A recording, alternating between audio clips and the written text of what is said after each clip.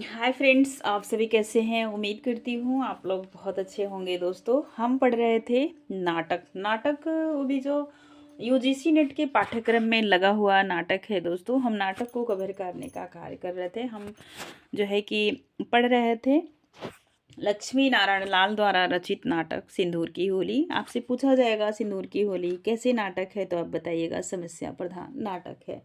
ठीक है, इसमें समाज के उस समय की समस्याओं को उभारा गया है दोस्तों। और जिसमें हम 3 वीडियो जो है कि बना चुके हैं। आज का ये चौथा वीडियो है दोस्तों। नाटक थोड़े लंबे होते हैं इसलिए वीडियो ज़्यादा बनते हैं दोस्तों। नाटक को थोड़ा ज़्यादा और ध्यान से देखने का प्रयास कीजिएगा, क्योंकि यहाँ से कोटेशन पूछे जाते हैं। कौन सा पात्र क्या कह रहा है नाटक के अंतर्गत, ये भी पूछा जाता है। तो इसलिए थोड़ा सा पूरा जो है कि नाटक को पूरा पढ़ रहे हैं, पूरी रचना को हम पढ़ने का कार्य कर रहे हैं दोस्तों। ठीक है, और आज पढ़ेंगे। यहाँ तक हमारा यह नाटक हो चुका था। ये कोटेशन हो चुका था। मनोरमा का कथन था। मनोरमा विधवा है और एक चंद्रकला है। बहुत सारे पात्र हैं। अब हम नाटक को पढ़ रहे हैं तो आप समझ पाएंगे दोस्तों। पात्र परिचय न देखते हुए हम नाटक के मेन जो है कि मेन को पढ़ने का कार्य करेंगे, क्योंकि हम पहले वीडियो में हर चीज़ पे बात कर चुके हैं। यदि आप इस वीडियो को देख रहे हैं दोस्तों, तो पहले आगे के 3 वीडियो आप देख लें, क्रम से देखें। मैं प्लेलिस्ट बना दूंगी। ठीक है, चलिए चलते हैं। मनोज शंकर, उपभोग सुख ना हो लेकिन वैधव्य तो समाज का कलंक है। यह जो है कि वैधव्य के समाज का कलंक है, यह किसका कथन है? तो मनोज शंकर का। ऐसे प्रश्न बन रहे हैं और बनेंगे भी, ध्यान दीजिए। मनोरमा किस तरह जी? यही तो समाज का आदर्श है। स्त्री और पुरुष का सम्मिलित जीवन, सुख दुख दोनों का, न तो कोई शंका, न संदेह और न तलाक। किसी भी परिस्थिति में समझौता और सामंजस्य, इस प्रकार की समाज की स्थिति दृढ़ है। संभव है इसमें भी बुराई हो, लेकिन जीवन नितांत भला कहाँ है। विधवा विवाह और तलाक, दो बुराइयां में से एक को पसंद करना पड़ेगा, नहीं तो दोनों बुराइयां तो समाज को निगल जाएंगी। मनोज शंकर, विधवा विवाह को भी तुम बुराई कह रही हो, स्वयं विधवा होकर? मनोरमा छाती पर हाथ रखकर, तुम्हारा आघात निर्दय हुआ मनोज, उसकी ओर देखकर। राक्षसी राक्षसी प्रहार, तुम इतना भी संयम नहीं रख सकते, और तुम पुरुष हो, इतने छोटे हृदय और इतनी छोटी आत्मा के बल पर। मनोज शंकर उद्विग्न होकर, कैसे? मनोरमा, तुम मुझे उत्तेजित कर रही हो। मैं विधवा हूँ इसलिए तुम मुझे उत्तेजित कर रही हो। मैं विधवा हूँ इसीलिए मैं विधवा विवाह के पक्ष में उठ दूँ, यही ना? अ, लेकिन मैं यह नहीं न करूँगी। विधवाओं के उद्धार के नाम पर यह आंदोलन पुरुषों ने उठाया है अपने उद्धार के लिए। किसी प्रकृति विधवा से पूछो जो अभी तक पुरुषों के विषैले वातावरण में न आई हो। देखो उसकी दृष्टि पृथ्वी में गड़ जाती है या नहीं। तुम्हारी समझ में विधवाएं समाज के लिए कलंक हैं। मैं समझती हूँ समाज की चेतना के लिए विधवाओं का होना आवश्यक है। तुम जीवन का, विशेषतः स्त्री को जीवन का दूसरा पहलू भी समझते हो, देखते हो। उसके भीतर संकल्प है, साधना है, त्याग है और तपस्या। यही विधवा का आदर्श है, और यह आदर्श तुम्हारे समाज के लिए गौरव की चीज है। तुमने इसे कलंक कह दिया कुछ सोचकर। जितनी कोशिश कर आदर्श में को मार डालने के लिए हो रही है, अगर उतनी ही कोशिश इसे जीवित रखने के लिए होती तो तुम्हारा समाज और परिवार आज दूसरी सोच होता। मनोज शंकर, तो अब मैं क्या समझूं? मनोरमा, जो समझो। मनोज शंकर, इसका अर्थ यह है कि उसकी ओर देखने लगता है। मनोरमा, कहती क्यों नहीं? मनोज शंकर, तो उस समय सचमुच नाटक हो रहा था। कुछ सोच कर, ओह, तुम अभी उसी भ्रम में पड़े हो। मैंने तो समझा कि तुमने मेरा हाथ पकड़ा था किसी आशा में। मनोज शंकर, मैंने समझा था अविवाहित रहकर तुम्हारे साथ रहूंगा। लेकिन मनोरमा, लेकिन उसमें कोई ऐसी चीज़ नहीं है जो तुम्हारे पुरुषत्व के अनुकूल हो। मेरे साथ तुम रहते। अविवाहित रह कर शब्द तो बड़े सुंदर हैं, लेकिन इसका मतलब क्या है? किसी विधवा के साथ कोई अविवाहित पुरुष उसकी मोह ऊपर को कई बार खींच उठती है। कल्पना और अभावुकता, मनोज बाबू, साहित्य की कल्पना में तो कोई संदेह नहीं। यह यह सुंदर चीज़ होगी, लेकिन जीवन की वास्तविकता में यह कितना भयंकर है मनोशंकर। उद्विग्न होकर मुझे भी कुछ करना चाहिए, मैं क्या करूं? पुरुष हो, तुम्हारी अवस्था भी मुझसे अधिक है, शिक्षा भी तुम्हें ऊंची मिली है, तुम हर तरह से मुझसे योग्य हो, मुझसे क्यों पूछ रहे हो? मेरे सामने तुम्हारा यह आत्मसमर्पण तुम्हारे लिए कितना अपमान की बात है। तुम्हारा पुरुष इतना कुंठित क्यों हो रहा है? वादे सभी सच्चे नहीं होते, इसलिए सावधान रहना पड़ता है। मैंने जब विचार किया, मुझे मालूम हो गया कि तुम मेरे मोह में इस तरह का संकल्प कर रहे हो। तुम्हारे मन में मेरे प्रति विकार बना रहेगा। गले पर हाथ रखकर अधिकांश शब्द यहीं से निकल पड़ते हैं। उसका विश्वास करना, मुझसे न पूछो तुम्हें क्या करना है, अपने पुरुषत्व से पूछो। तुम्हारा अपना मोह चंद्रकला के मोह से कम नहीं। वह स्त्री है न कि न इसलिए तुमसे क्षमा चाहती है, और तुम आत्मज्ञान का उपदेश दे रहे हो, उसे क्षमा कर दो। इस समय तुम्हारा प्रधान काम यही है मनोशंकर, लेकिन किस तरह? मनोरमा, पहले यह स्वीकार कर लो कि तुम भी मोह में हो और वह भी मोह में है। न तुम उससे अच्छे हो और न वह तुमसे बुरी है। मनोशंकर गंभीर होकर सोचने लगता है। वह अपना मुंह छिपा नहीं सकी। ऐसा अनुमान करना ही वह रजनीकांत को अपने पुरुष के रूप में प्रेम करने लगी है ठीक नहीं। उसके हृदय पर उसकी हंसी और सरलता, साथ ही साथ उसके सुंदर शरीर का मोहक प्रभाव पड़ा था, जो समय के साथ ही साथ स्वयं मिट भी जाता। लेकिन उसका घायल हो जाना, और वह भी संघातक रूप में, जिसमें बहुत कुछ दोष उसके पैदा करने वाले मुरारीलाल महाशय का है, यह सब मिलकर पहाड़ हो उठा। वह संभाल नहीं सकी।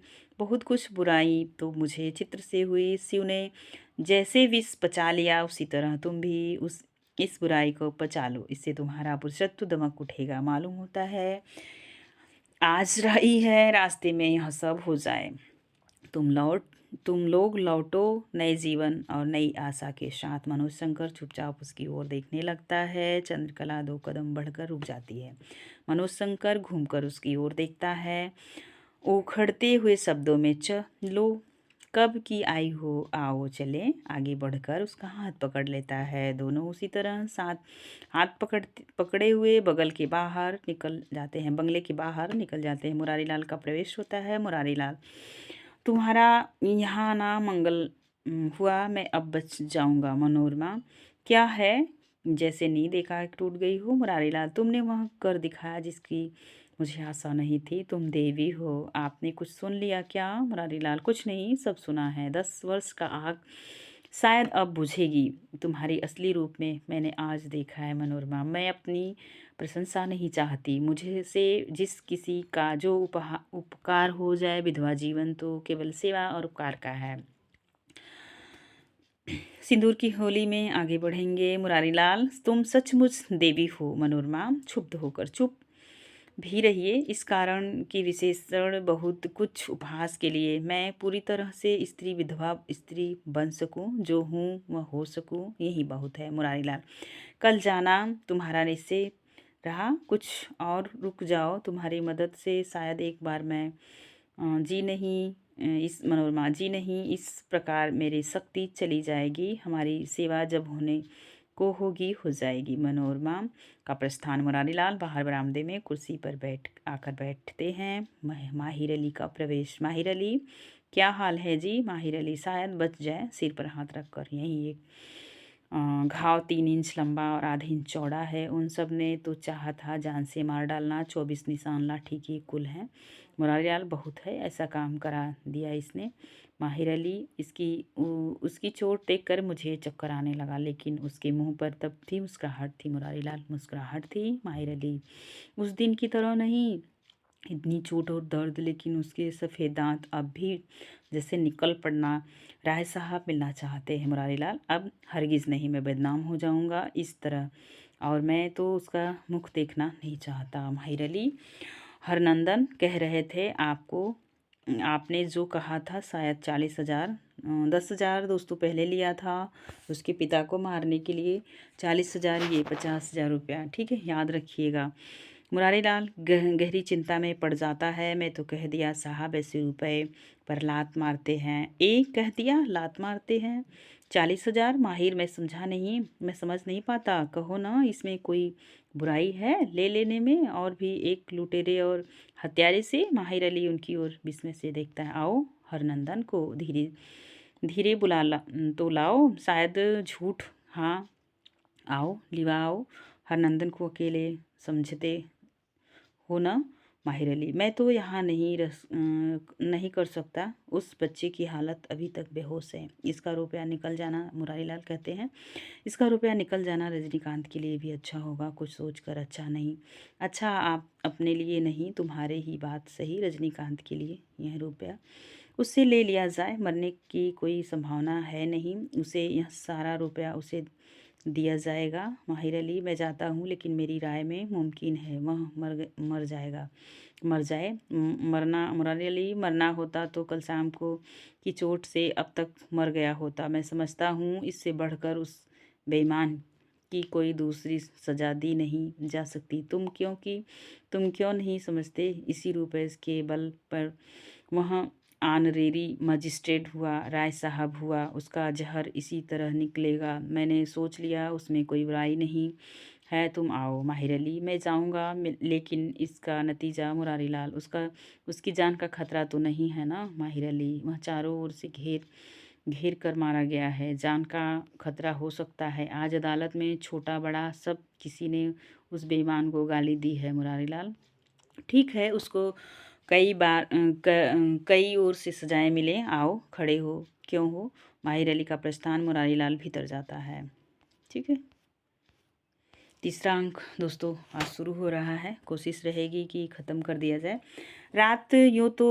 रात अंधेरी है कि आकाश में बादल होने के कारण भयंकर हो उठी। बंगले के बरामदे में उसी तरह कुर्सियां पड़ी हैं और बाईं ओर की कोठरी के दरवाजे के पास बरामदे में फर्श पर एक लालटेन जल रही है। बड़े कमरे की किवाड़ उसी तरह खुले हैं। कमरे के एक भाग में बाहर की लालटेन का प्रकाश पहुंच रहा है। शेष कमरा अंधेरा है। माहिर अली चुपचाप बरामदे में आगे की ओर बैठा है। सांस भी ले रहा है या नहीं पता नहीं चलता। भीतर की ओर से मनोरमा का प्रवेश। मनोरमा लालटेन के प्रकाश में आकर खड़ी होती है। क्षण भर के बाद बरामदे में निकल कर बाहर की ओर देखने लगती है। ओह, कितना अंधेरा है। आज की रात तो जैसे माहिर अरे सो गए क्या?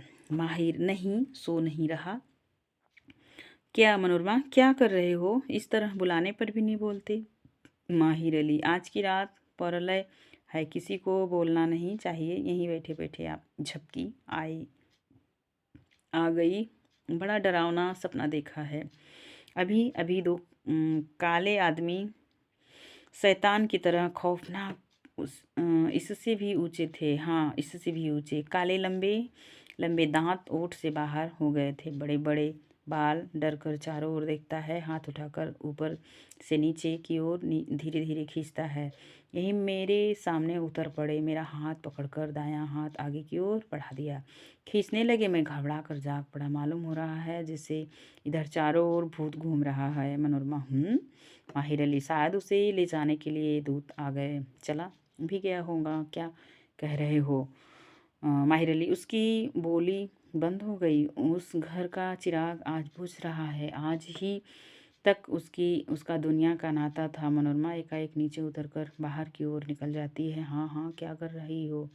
हाँ हाँ, क्या कर रही हैं? इधर नहीं, उधर। सिंधु, नहीं, इस अंधेरे में डर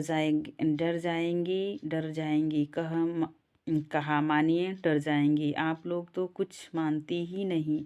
उसे ले जाने के लिए दूत इधर से ही गए हैं। उधर से ही लौटते वक्त भटके में पड़ जाना बुरा होता है। ऐसे मौके पर मेरे लिए कौन रोने वाला है? माहिर अली उठकर उसकी ओर बढ़ते हुए कहा, गई किधर और आई? बोलती क्यों नहीं? मनोरमा, कहो ना, यहीं हूँ।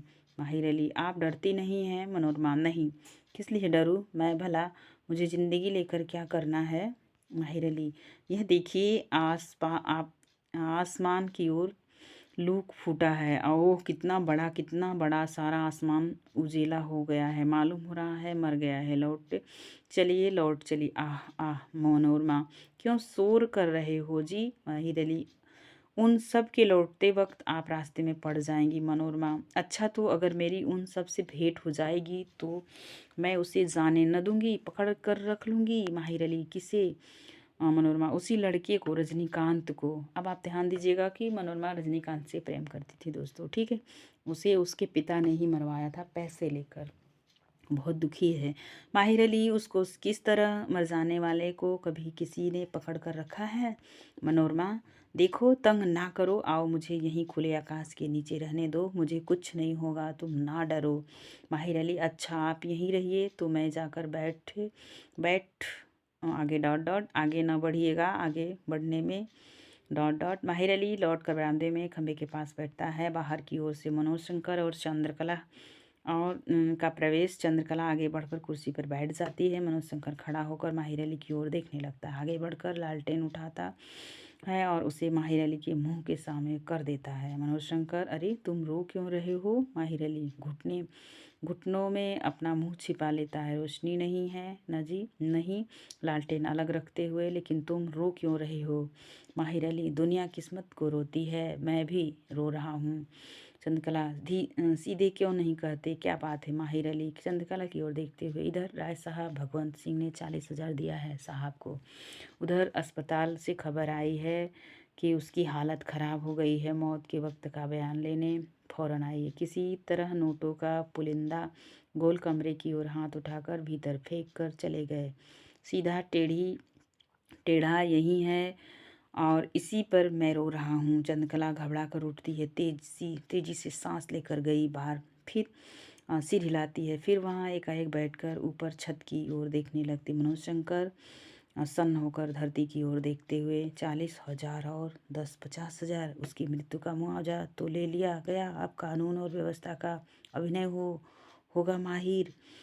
माहिर अली हाँ जी। मनोज शंकर तुम कब से इनकी नौकरी में हो? माहिर अली 15 साल हो गए। मथुरा से मुरादाबाद गए, फैजाबाद से गाजीपुर गए और इधर यहाँ हैं, आप तो जानते ही हैं। मनोज शंकर तुम्हारी तबीयत इस नौकरी से कभी? माहिर अली अब तक मैं कभी चला गया होता लेकिन मैं जा नहीं सकता। मैं अपना हाथ जो कटा चुका हूँ उसी डर से अब तक। मनोज शंकर कैसा हाथ कटा चुके हो? माहिर अली लेकिन कह देने पर तो फांसी पड़ जाऊंगा।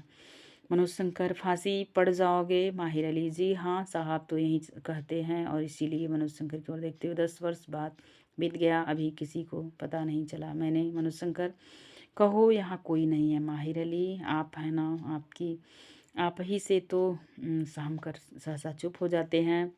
मनोज शंकर माहिर तुमने तो मुझे संदेह में आज सवेरे को तुमने कहा था उसमें कुछ और। माहिर अली नहीं कोई सुबह नहीं मैंने कभी। मनोज शंकर लेकिन तुम इस तरह कांप क्यों रहे हो? माहिर अली कातर सुर में लेकिन कह देने पर मेरी जान नहीं बच सकती, मैं फांसी पड़ूंगा। चंद्रकला ओह इस समय आप लोग चुप रहें, सब किसी की जान आज ही क्यों जाए, जिसे मरना था वह तो मरा ही। मनोज शंकर चंद्रकला शांत रहो, सारा संसार मरता है, एक और मृत्यु हो रही है, दूसरी ओर जन्म हो रहा है, यह कोई नई बात नहीं है। माहिर अली क्या कह रहा है?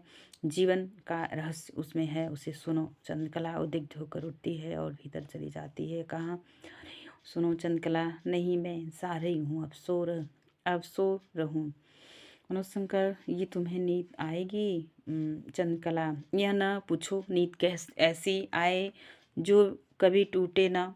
बिग से प्रस्थान। मनोज शंकर माहिर कह दो, मैं किसी से नहीं कहूँगा। माहिर अली आपको घबरा कर उसकी ओर देखता है। मनोज शंकर तुम मेरा विश्वास नहीं करते? माहिर अली इस बारे में डॉट डॉट। मनोज शंकर तुम इतने घबरा क्यों रहे हो और इस तरह कांप क्यों रहे हो? माहिर अली यह कयामत की रात है, आज दुनिया का निशाना मिट जाएगा। मनोज शंकर देखो कयामत की रात तो रोज आती है, रजनीकांत के लिए आज की कयामत की रात थी। कल संभव है मेरे लिए हो या तुम्हारे लिए हो, लेकिन उसमें घबराने की कोई बात नहीं। माहिर अली मैं अस्पताल जा रहा हूँ। मनोज शंकर क्यों? माहिर अली देखने के लिए, एक बार और आखिरी बार। मनोज शंकर पता नहीं उस तरह के कितने रजनीकांत आज मरेंगे, तुम यो इस तरह। माहिर अली मैंने एक सपना देखा था कि मुझे पकड़ने के लिए दो शैतान आए थे, मेरी बाह पकड़ने लगे, मैं घबरा कर जाग गया, धरती की ओर देखने लगता है। मनोज शंकर, तो तुम नहीं कहोगे? माहिर अली, कह दूंगा, कहकर एक बार फांसी पड़ जाना रोज की फांसी से अच्छा है, लेकिन उसे देखना भी है। चलिए आप भी अस्पताल, रास्ते में सब कह दूंगा। चंद्रकला का प्रवेश। चंद्रकला पीले रंग की कामदार साड़ी और सोने का चंद्रहार पहने हैं। मनोज उसकी ओर विस्मय से देखता है। चंद्रकला, इतने ध्यान से क्यों देख रहे हो? मनोज शंकर, चलोगे अस्पताल? चंद्रकला, घंटे भर से ऊपर वहाँ रहे हैं, अब किस लिए? मनोज शंकर, तब तो उसके मरने की संभावना न थी। चंद्रकला, अब मैं जाकर जिला तो न दूंगी ना? अगर वह संभव होता, आओ देखो। शंकर, मालूम होता है उतना समझाना व्यर्थ था। चंद्रकला गंभीर होकर, आओ, जाते क्यों नहीं? समझाने का अभी बहुत समय है, मैं आज नहीं मर जाऊंगी। मनोज शंकर और माहिरा अली का प्रस्थान, मतलब जाने लगते हैं हॉस्पिटल की तरफ। चंद्रकला चंद्रहार उठाकर उसमें देखने लगती है। बाहर से मनोरमा का प्रवेश। उसके समीप जाकर, वाह क्या करना है, मैं तुम्हें इसी रूप में देखना चाहती थी। चित्र बनवाते समय तुमने यह श्रृंगार क्यों न किया? चंद्रकला गंभीर होकर मनोरमा का हाथ पकड़ लेती है। मनोरमा, हाँ कहो तब? क्वेश्चन मार्क है। चंद्रकला, तब तो मैं पार्वती की तरह मृत्युंजय के लिए तपस्या कर रही थी। मनोरमा उसकी ओर ध्यान से देखकर, तुम्हारा चित्त शांत है ना? चंद्रकला, प्रशांत महासागर की तरह, अब लहरें ना उठेंगी। वह चित्र कहाँ रखा है, देना तो। मनोरमा, वह चित्र, वह रजनीकांत है। चंद्रकला, हाँ शायद तुमने सुना होगा उसकी हालत। चंद्रकला, हाँ सुन चुकी हूँ, उनकी तैयारी हो चुकी है, अब मैं भी तैयार हो जाऊंगी। दोस्तों आप देखेंगे ना, चंद्रकला जो है वो प्रेम करती है, ठीक, रजनीकांत से, जो अभी बीमार पड़ा हॉस्पिटल में है। आगे चलते हैं। मनोरमा किस लिए उसकी ओर ध्यान से देखने लगती। चंद्रकला, क्यों? मनोरमा, लेकिन तुम्हारी आंखें। चंद्रकला, आंखें मल कर मेरी आंखें दिखाई तो पड़ रहा है ना मुझे। मनोरमा, इतनी चमक क्यों रही हो? चंद्रकला क्षण भर के लिए ऊपर छत की ओर देखने लगती है। उसके मुंह पर एक प्रकार का अस्वाभाविक साहस और तेज खेलने लगता है। मनोरमा उसकी ओर मंत्रमुग्ध की तरह देखने लगती है। चंद्रकला मुस्कुराकर, उद्विग्न क्यों हो रही हो? मनोरमा, मुझे भय है कि तुम। चंद्रकला, किस तरह का? मनोरमा, शायद तुम अपना सर्वनाश करना चाहती हो। मनोरमा कहती है। चंद्रकला, वह तो हो चुका। मनोरमा, ओह, तो तुम्हारा मनोज बाबू से समझौता नहीं हो सका? तुम अब भी उसी मुंह में हो। चंद्रकला, बस कहना मत फिर मेरे आत्मज्ञान को तुम मुँह कह रही हो। मैं जिसकी की थी हो चुकी, और समझौता कैसा?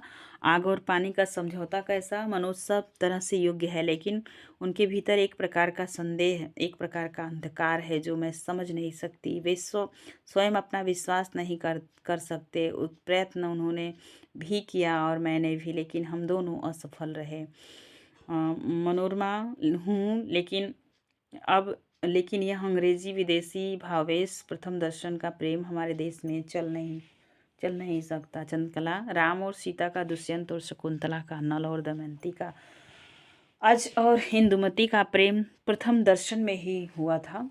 स्त्री का हृदय सर्वत एक है, क्या पूर्व, क्या पश्चिम, क्या देश, क्या विदेश। दोस्तों ये पूछी हुई लाइन है, ठीक है, चंद्रकला का कथन है। लेकिन मैं इस तरह अपनी सफाई न दूंगी। संभव है मेरा यह काम स्त्री जीवन और समाज के विधान के नितांत प्रतिकूल हो, लेकिन अब तो मैं कर चुकी हूँ, इसका मुझे दुख नहीं है, और ना तो मैं इसके लिए पश्चाताप करूँगी। मनोरमा बहन, मैं। चंद्रकला, कहो, मैं सुनना चाहती हूँ, जो कुछ भी कहो। मनोरमा, मुझे संदेह है तुम विचार नहीं कर रही हो।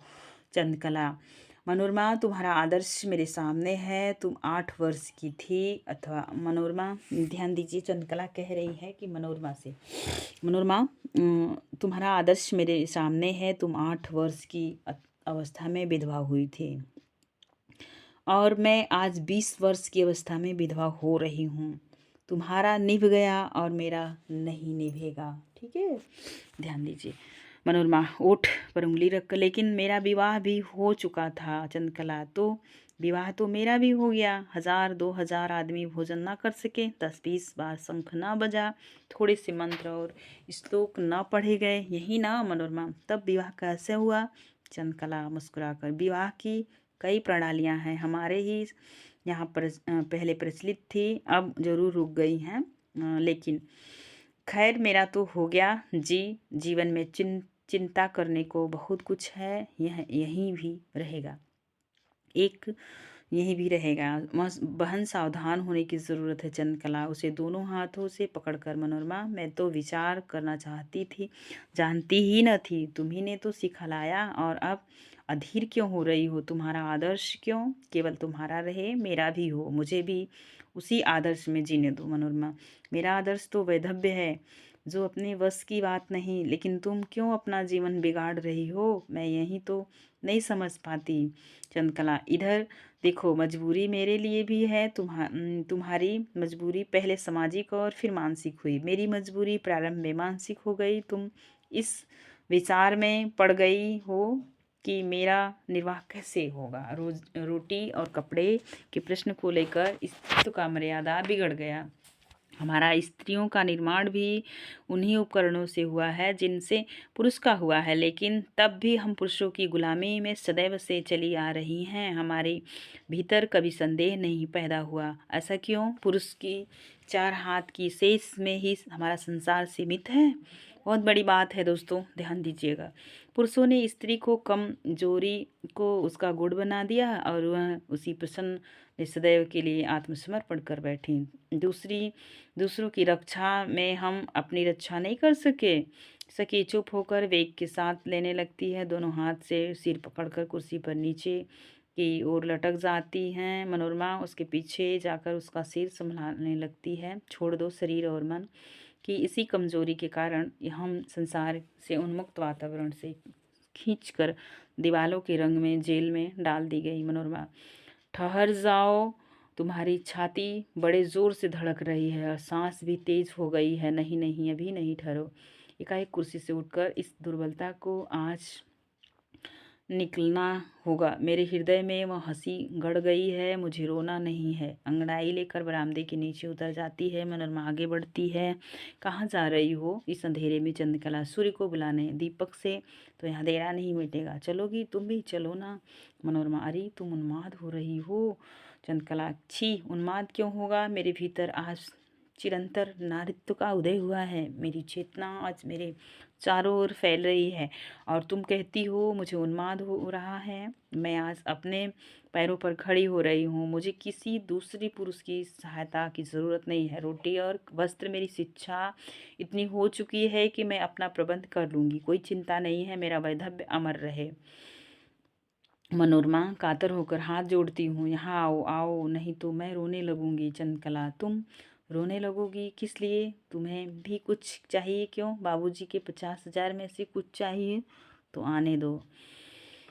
आगे बढ़कर बरामदे में जाती हुई अच्छा थी इस अंधकार में अपने अभिसार को चल दूं, लेकिन नहीं, मैं तुम्हारे पास रहूंगी। तुम न रो, हम लोग अगर अपना रोना बंद कर सके तो फिर हमारी मुक्ति हो जाएगी। मनोज मेरी ओर इस तरह देख रहे थे मानो चोर की ओर देख रहे हों, लेकिन मैं नहीं देखती। मैंने चोरी कब की? कुर्सी पर बैठकर सिर के ऊपर से साड़ी हटा देती है। ओह, बड़ी गर्मी है, पानी भी नहीं बरसता। मनोरमा उसकी ओर ध्यान से देखती हुई, अरे दिव्येश्वर सिंह, क्या है तुम्हारे सिर पर सिंदूर कैसा? चंद्रकला, मेरा विवाह हो गया। मनोरमा, कहाँ? चंद्रकला, अस्पताल में। मनोरमा, अस्पताल में? अरे चंद्रकला, क्या कर अरी अरी कर रही हो? तो इसमें विस्मय क्या है? मेरा प्रेमी वहाँ था, तुम जानती हो। यह प्रेमी सुहागरात है, मेरी सुहागरात है। कितनी सुनी लेकिन कितनी व्यापक, इसका अंत नहीं है। मेरा पुरुष मुझे अपनी गुलामी में न रख सका, मुझे सदैव के लिए स्वतंत्र कर गया। मुझे जो अवसर कभी न मिलता वह मिल गया। मुस्कुराकर इस तरह विस्मय में क्यों देख रही हो? मनोरमा, मुझे तो काठ मार गया।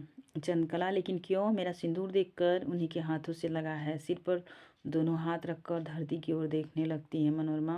वे तो बराबर बेहोश रहे। चंद्रकला, हाँ। मनोरमा, तब? चंद्रकला, अगर वे बेहोश न होते तब तो शायद यह संभव न होता। मनोरमा, लेकिन यह हुआ तो भी कैसे? यह भी तो। चंद्रकला गंभीर होकर धीमे स्वर में, मैं अपने साथ सिंदूर लेती गई थी। सरकारी अस्पताल की हालत तो तुम जानती हो, जैसा प्रबंध रहता है रोशनी और चीज़ों का, पास में एक लालटेन रखी थी, कोई कंपाउंडर उठा ले गया। मुझे मौका मिले गया, उनके हाथ पर सिंदूर रखकर मैंने लगा लिया। देखती नहीं हो कैसी सिंदूर की होली खेली गई। दोस्तों यहीं पे इस नाटक का मेन थीम आ गया है, आप समझ सकते हैं। ठीक है, आगे चले। मनोरमा, ओफ चंद्रकला, क्यों व्यर्थ की चिंता कर रही हो मनोरमा? तुम्हारी भावुकता चंद्रकला जैसे मैंने कोई विचारहीन काम किया है, कई बार सिर हिलाती है मनोरमा। मैं तो चंद्रकला, व्यर्थ की बहस न करो बहन। मनोरमा, लेकिन चंद्रकला क्षुब्ध होकर फिर, लेकिन तुम्हारा लेकिन मेरा विश्वास नहीं डिगा सकता, और यदि तुम न मानोगी तो मुझे कहना पड़ेगा कि तुम्हारा विधवापन निरर्थक है लेकिन मेरा सार्थक है। मनोरमा, हाय बहन, क्यों मुझे अपमानित कर रही हो? चंद्रकला, ईश्वर जानता है मैं सच्चे मन और सच्ची आत्मा से कर रही हूँ।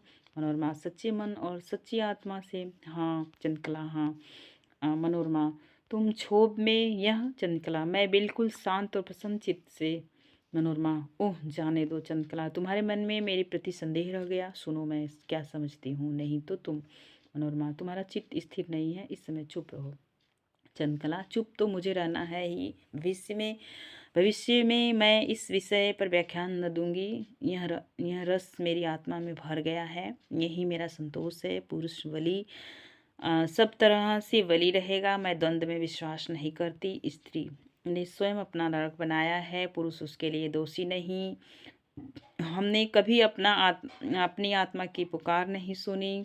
बहन, तुम्हारा विधवापन तो रूढ़ियों का विधवापन है, वेद मंत्रों का, ब्रह्मभोज का। जिस पुरुष को तुमने देखा नहीं, जिसकी कोई धारणा तुम्हें नहीं, उसकी ओर स्मृति तुम्हारी आत्मा को हिला नहीं सकी, उसका वैधव्य कैसा? तुम स्वयं सोच लो। मेरा वैधव्य यह वह निर्विकार मुस्कुराहट यौवन और पुरुषत्व के विकास की ओर स्वर्गीय आशा में कल्पना करती है।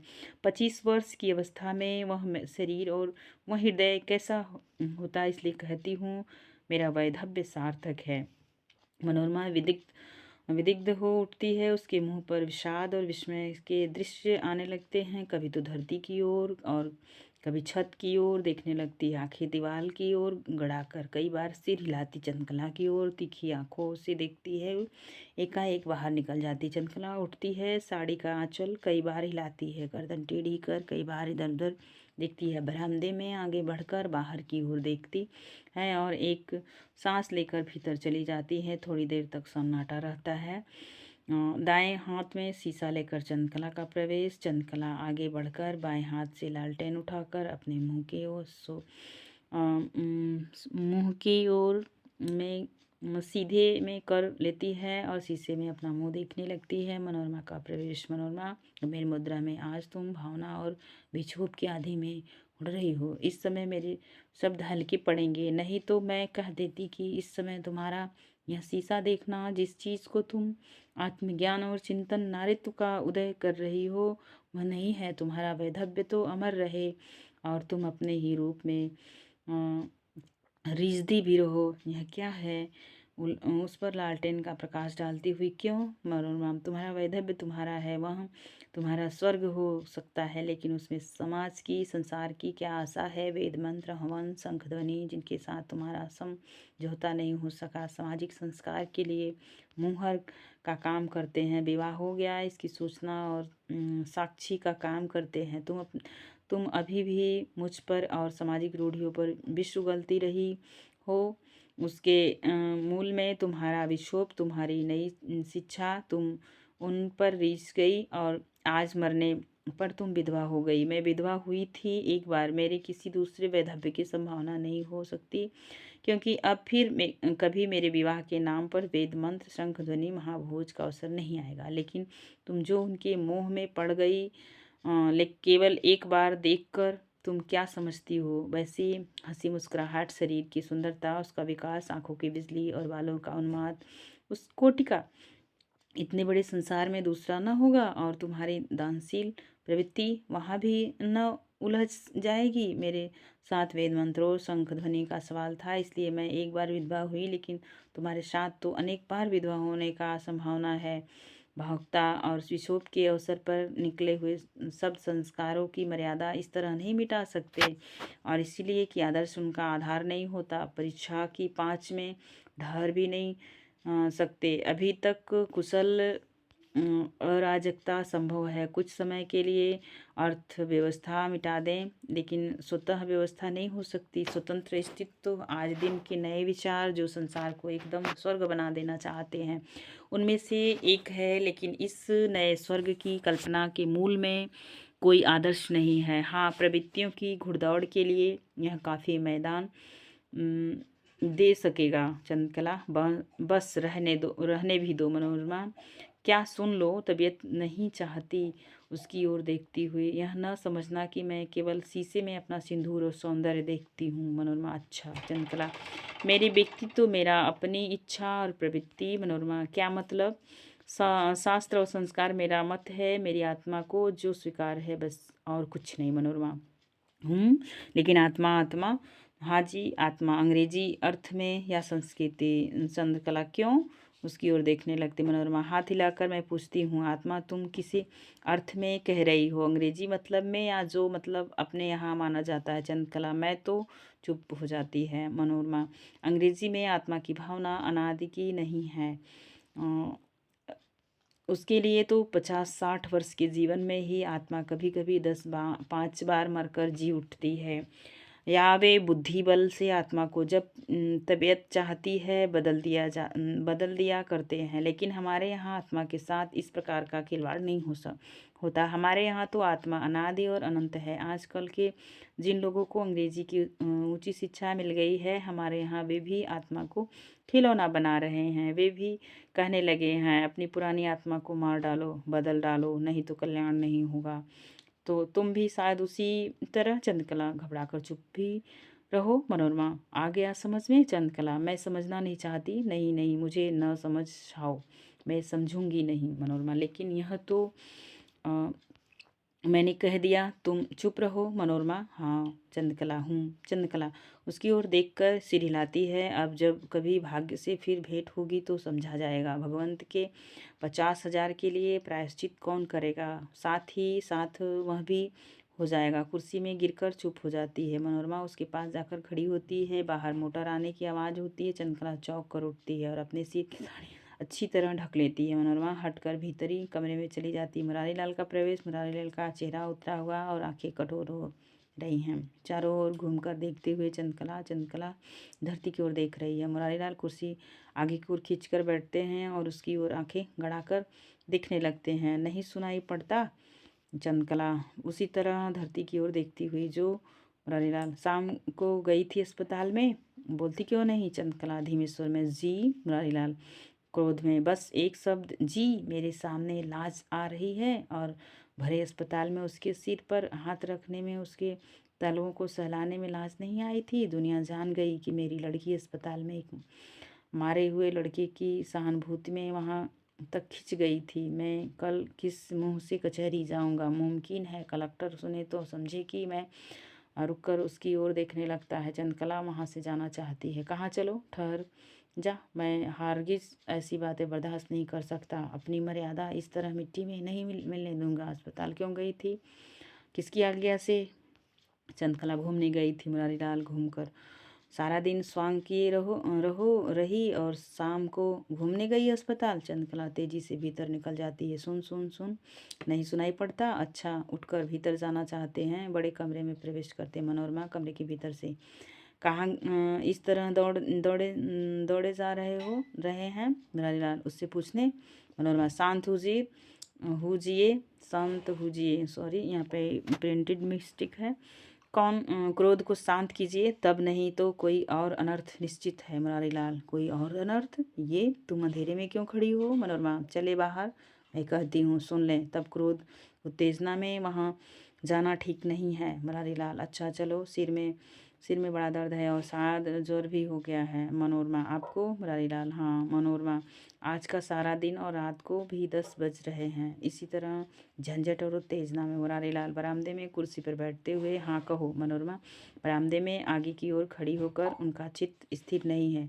मुझे तो संदेह है, अगर वे उत्तेजित की जाएंगी तो बड़ा अनर्थ होगा। मुरारीलाल, हिस अनर्थ होगा? मैं इतना कथा नहीं हूँ। मैं इतना टाइपिंग मिस्टेक है। अनर्थ होगा मैं इतना नहीं हूँ, और अगर अनर्थ भी होगा तो क्या, जैसे और सब सह रहा हूँ उतना और नरमा। उसके मस्तिष्क में विक्षोभ हो गया है, वे पागल ना हो जाए मुरारी लाल। पागल हो जाना इतना आसान नहीं, नहीं तो मैं कहीं ही पागल हो गया होता। इसके लिए जितना दुख मुझे है अभी बयान लेते वक्त मनोरमा उत्सुक होकर, क्या हुआ है अभी भी मुरारी लाल? नहीं, प्राय 1 घंटा हो गया मरे। मुझे उसका कितना दुख है ईश्वर जानता है। और यह लड़की क्रोध में ऊंची सांस लेने लगते हैं। यह दुख की रात है ही, सब किसी को दुख है। आज क्रोध न कीजिए, आज तो रात बीतना ही नहीं चाहती। बयान क्या रहा? दिन भर बेहोश रहा। मुरारीलाल कहते हैं दिन भर बेहोश रहा। उसे होश भी हुआ तो थोड़ी देर के लिए, रात को, नहीं तो बयान उसी वक्त ले लिया गया होता। मनोरमा बयान क्या है? मुरारीलाल उसके किसी मारने वाले का नाम नहीं बताया। मनोरमा क्यों न मालूम, मैं तो हैरान हो गया। जीता रहता तो बड़ा आदमी होता, इसमें संदेह नहीं। जेब से एक कागज़ निकाल कर मैं शपथ पूर्वक कहता हूँ कि मैं रजनीकांत वल्द रमापति सिंह का रहने वाला था हूँ। तारीख 5 सितंबर, दिन रविवार को 2 घंटा दिन रहते मैं अपना धान, जो कि बाग नंबर 131 के 25 अराजी नंबर 133 में रोपा गया था, देखने गया था। एक भद्र व्यक्ति को वकालत करते हैं मुझसे बातें करने लगे। इतने ही में पीछे से एक साथ झुक मुझ पर 4 लाठियां पड़ी। मैं घबरा कर घूम पड़ा। जो महोदय मुझे बातों में फंसाए हुए थे उछल कर कई कदम पीछे हट गए और बात बोल उठे, मार डालो। अब क्या देखते हो? मैंने देखा 8 आदमी लाठियों के साथ खड़े हैं। एक ही साथ 8 लाठियां ऊपर उठी और मुझ पर गिरी। मैं वहीं गिर पड़ा। गिरने पर मुझे कितनी लाठियां लगी कह नहीं सकता। तुमने किसी को पहचाना? सबको। नाम बतलाओ। नाम बतलाना मैं नहीं चाहता। मेरे परिवार में केवल 2 स्त्रियां हैं, कोई बच्चा भी नहीं है। मेरे परिवार की सारी आशाएं मेरे साथ जा रही हैं। मैं नहीं चाहता कि दूसरों की आशाएं भी अपने साथ लेता जाऊं। मनोरमा की ओर देखते हुए इसके बाद ही मैं उसके मुंह की ओर देखा। उसकी आंखें बंद हो गईं और मुंह पर मुस्कुराहट आ गई। डॉक्टर ने आगे बढ़कर उसका हाथ पकड़ा और कह दिया, नाड़ी बंद हो गई। कुर्सी की बाह पर झुक जाता है मनोज और माहिर अली का प्रवेश। माहिर बरामदे के नीचे खड़ा रहता है। मनोज आगे बढ़कर मुरारी को कुर्सी के सामने खड़ा। मनोज शंकर, तो उन्होंने आत्महत्या नहीं की, आपने उन्हें मरवा डाला। मुरारीलाल चौंक कर कुर्सी से उठते हुए सन्न होकर मनोज की ओर देखने लगता है। मैंने? कौन कहता है? मनोज शंकर, आपने आपने अपने उन्हें मरवा डाला। सबूत चाहिए तो मुरारी। माहिर खड़ा है। खून करने में उसने भी आपकी मदद की थी। मुरारीलाल, माहिर, तुमने माहिर अली रजनीकांत के खून से वह सूखा हुआ पेड़, उस खून का सूखा हुआ पेड़ हरा हो गया। मनोज शंकर, याद कीजिए वह रात। 10 वर्ष बीत गया। आपने अपने मित्र को भांग पिलाकर नाव से नदी में ढकेल दिया था, केवल 8,000 रुपया बचा लेने के लिए। आप उस वक्त भी डिप्टी कलेक्टर थे और माहिर आपका तब भी मुंशी था। उसी रुपए से आपने यह मोटर ली थी और गांव पर एक बंगला बनवाया था। मुरारीलाल कुछ कुर्सी पर गिर पड़ते हैं। मनोरमा वहीं बैठ जाती। मनोज शंकर आगे बढ़कर मुरारीलाल का दायां हाथ, जो कुर्सी के नीचे की ओर लटक गया, उसे संभाल कर कुर्सी पर रखता है। मुरारीलाल, मनोज धीमे स्वर में और हाँफते हुए, मैं बराबर प्रायश्चित करता रहा हूँ तुम्हें। मैंने अपनी सारी चिंताओं का, तुम जानते हो मेरा व्यवहार जैसा तुम्हारे साथ है। मेरी इच्छा थी चंद्रकला से तुम्हारी, मैं सब ओर से अभागा था। मनोज शंकर, आपने स्वीकार कर लिया। मेरे लिए आत्मा का बोझ उतर गया। अब मैं आत्मघाती पिता का पुत्र नहीं हूँ। उत्साह से, ओह मैं क्या था, इसी चिंता में मेरा स्वास्थ्य बिगड़ गया, मानसिक बीमारी हो गई। बराबर रात को मैं उन्हें स्वप्न में देखता और सारा दिन उसी स्वप्न की भावना में पड़ा रहता। पढ़ाई में भी कभी मेरी तबीयत नहीं लगी। किसी तरह विषय तैयार कर परीक्षा पास करता गया। यही बात अगर पहले मालूम होती, आज से 5-7 वर्ष पहले, तो मेरा जीवन इतना नीरस न होता। मुरारीलाल, मनोज, मैं अपना सब कुछ तुम्हें दे देता। दे रहा हूँ, मुझे क्षमा कर दो। एक लड़की थी, वह भी नहीं संभल सकी। मनोज शंकर प्रसन्न होकर, नहीं नहीं, अब मुझे प्रसन्न चित्त और निरोग आत्मा के साथ संसार में जाने दीजिए। मैं अपने लिए स्थान खोज लूँगा। आपसे कुछ लेना, आपकी प्रत्येक वस्तु में, आपकी किसी भी स्मृति में उस खून के धब्बे लगे हैं। उठकर, नहीं जी, कोई भी बुराई प्रायश्चित से मिट जाती है। मेरा प्रायश्चित पूरा हो गया। संसार में स्थान खोजने न निकलो, इसी स्थान को भर दो। चंद्रकला का विवाह तुम्हारे साथ हो जाए, बांसुरी बजाते हुए सुख से तुम रहोगे। तुम्हें किसी तरह का अभाव नहीं रहेगा। मेरे पास इतनी संपत्ति है। मनोज विचार में पड़ जाता है। चंद्रकला का प्रवेश। चंद्रकला वहीं कामदार साड़ी, चंद्रहार पहने है। इस समय उसका सिर खुला है, साड़ी से केवल पीछे की ओर जोड़ा ढका है। मनोज शंकर उसकी ओर देखकर जैसे कांप जाता है। उसके सिर पर आगे बढ़कर देखता है, फिर पीछे हटकर दीवार के सहारे खड़ा होता है। मुरारी लाल उसको देखकर पहले तो क्रोध में लाल हो उठते हैं, फिर सिर थाम कर कुर्सी पर बैठ जाते हैं। चंद्रकला, जी हाँ कहिए, जो कुछ मन में आए। उस बार तो मैं संकोच में कह नहीं सकी, लेकिन अब संकोच छोड़ना होगा। मुझे अपनी मर्यादा के भीतर जो कुछ चाहे मुझसे पूछ लें। आज मुरारीलाल, मेरी मर्यादा तो तुमने बिगाड़ दी और मुझे कहीं का नहीं छोड़ा। चंद्रकला, लेकिन मैं तो सदैव आपके लिए प्रायश्चित करती रही। मनोज शंकर की ओर हाथ उठाकर, उसके बाप की हत्या आपसे हुई और उसका बदला ये लेते रहे मुझसे, बार बार मुझे ठोकर मारकर। अस्पताल में मैं गई थी, जैसा कि आप देख रहे हैं मेरे सिर में यह सिंदूर उस 50,000 का प्रायश्चित।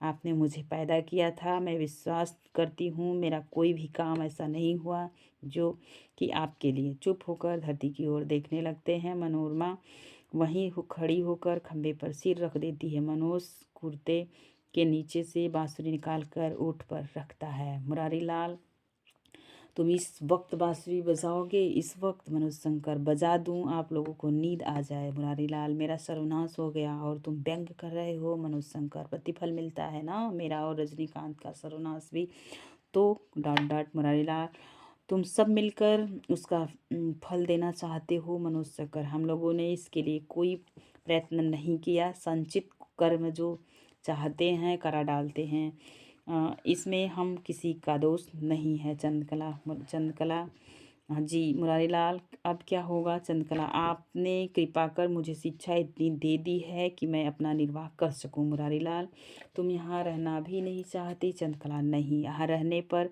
मैं आपके लिए, आपकी मर्यादा के लिए कलंक रहूँगी, और यहाँ से हट जाने पर और फिर पिता के घर में रहना अब तो उचित भी नहीं है। माहिर अली, मैंने सपना देखा था, मैं कहता था ना कि आज कयामत की रात है। मनोज शंकर, मनोरमा दोनों साथ बोल उठते हैं, हाँ। तो दोस्तों, नाटक सिंदूर की होली आज यहाँ पे समाप्त हुआ। आपने, उम्मीद करती हूँ आपने सारा वीडियो क्रम वाइज देखा होगा, नाटक समझ में आ गया होगा। और बस आज के लिए बस इतना ही। तब तक के लिए अपनी पढ़ाई करते रहिए, और नेक्स्ट वीडियो पाने के लिए दोस्तों आप जो है चैनल पर बने रहें। अगर वीडियो अच्छा लगे तो आप एक लाइक कीजिएगा, एक प्यारा सा कमेंट कीजिएगा। नाटक आपको पसंद आया कि नहीं ज़रूर बताइएगा। धन्यवाद।